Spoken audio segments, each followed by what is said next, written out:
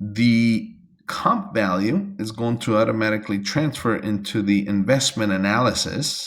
And this is going to show you a T1 revised or a T2 revised depending on the comps. You want to make sure that you make this number your own and don't allow the machine just to simply transfer the information, as this is a sure way to overbid or underbid on the property. Also let them know that this is an estimated unseen. Then the second piece here is to update your repair cost. This is a manual entry, or you can use the calculator. And to find out how to use the calculator, go into the bottom of this video and you'll see the detailed instructions if you forgot from your training.